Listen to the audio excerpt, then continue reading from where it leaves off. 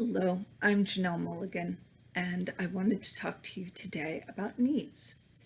Typically, when we are communicating with our partners, we are either trying to fulfill our own needs or have our partner's needs filled, or even a family member. A lot of communication is based around that. When a need is not met, it tends to cause conflict or cause discomfort in the relationship, which then results in frustration, miscommunication, and while there are a large number of factors that play into that interdynamic between you and your partner, at the very core, at the very base, are these human needs that we all have. So there are three categories of needs. There are survival needs, identity needs, and then interests. Survival needs are exactly what they sound like. They are our need to have a roof over our heads, to feel safe in our body, mind, and spirit, to have clothing, to have food. They are the things that we as human beings and animals need to survive. Survival needs are a very sensitive topic for many people, especially in the United States today. Second type of need are identity needs.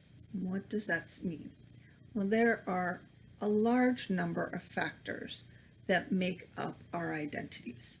They would be our culture, they would be our religion, our family, integration, our status, how we see ourselves and how others see us. Things that create meaning in our lives are part of our identity, what we see as where we add value to this world. The need for intimacy and our roles that we play in our relationships are part of our identity. We identify ourselves as daughter, son, husband, wife, partner, friend, granddaughter, grandson. They're all part of how we understand ourselves to be, and they become part of our identity. This becomes a need in our lives that, when threatened, can create a conflict. And finally, the last human need that is at the core of many conflicts are interests.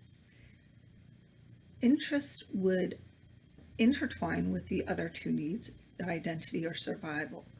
But there's typically three kinds of interests that, when threatened, create conflict, create discord. The first is substantive, those things that we need in this world, the tangible things that we want in this world. The second interest need that we have is procedural, the desire that things happen in certain ways and have a certain order to them. That procedural need to feel some level of control and understanding about how things move forward. And finally, the third type of interest need are psychological. Those are how we're being treated, how we are being seen, how we are being heard, and how we're interacting with those around us. And if we are being respected, or feel as if we are being respected by our definition of respect. The thing about interest needs is sometimes they're conscious or unconscious. They could be short-term interests or long-term interests. Our interests may include only ourselves or a group like your family. Your interest may be more on the outcome than the process. Those are many factors that create the core issues.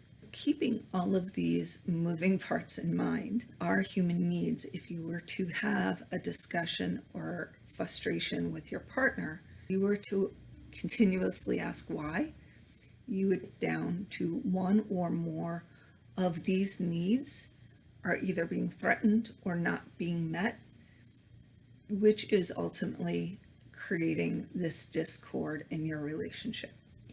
If you feel there is a human need, either survival, interest, or identity, that is being threatened in your relationship, or maybe at the base of some arguments you're having with your partner, and you would like to explore this further, please feel free to click the link below, schedule a free 30-minute initial consultation with me, and we'll see if we can work together.